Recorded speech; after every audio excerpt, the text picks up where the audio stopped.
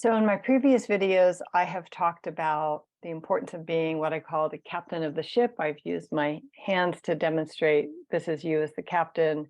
This is the ideal relationship, not that you're better than your child, just that you're the grown-up in the room, and how easy it is for us to move into the lawyer mode where we're arguing and negotiating, or the dictator where we're threatening and yelling and bribing and trying to control our children rather than be lovingly and calmly in charge. So carrying on with these ideas, let's talk about why it is that children don't cooperate. And here's some kind of good news, good, not so good news, but thankfully it's good because we can use it to make some changes in our family when our kids are chronically refusing to cooperate. And that is this, that children are wisely wired to resist being bossed around outside of attachment.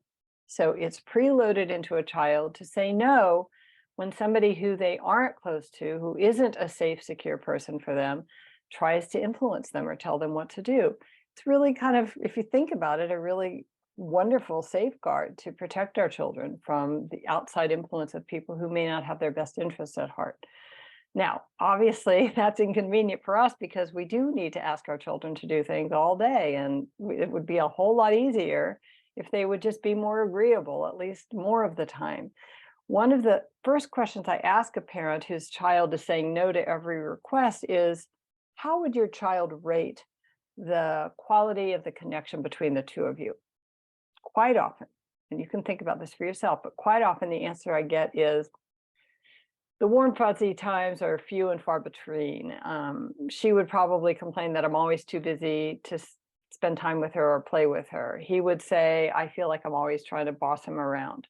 So if you think about it, you're probably not that inclined to do things you'd rather not do for somebody who you don't feel really likes you. So this is kind of a different way of thinking about it, but it helps us understand the mechanism behind it. And thankfully, that means we can do something to change it.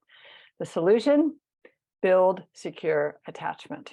And there are 4 types of attachment. There's anxious ambivalent, avoidant, disorganized, and secure. We want the secure attachment because when children are securely attached, they feel safer, they thrive, they're more inclined to turn to us rather than their peers for help and support when they need it, and they're more likely to cooperate without all the yelling, screaming, and threatening. We have to build secure attachment. We have to keep revitalizing it. In my work, I use a model adapted from Dr. Gordon Neufeld that helps us establish this ongoing deep sense of closeness and safety with our children. So here's a quick tip. The next time your child walks into the room, drop what you're doing, look up with a warm smile, say their name in a loving and friendly way, and just say, I'm so glad to see you, and see what happened.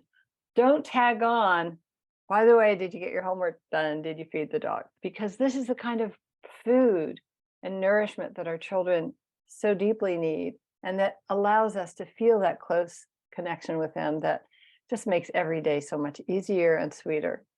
Stay in touch, and thanks everyone.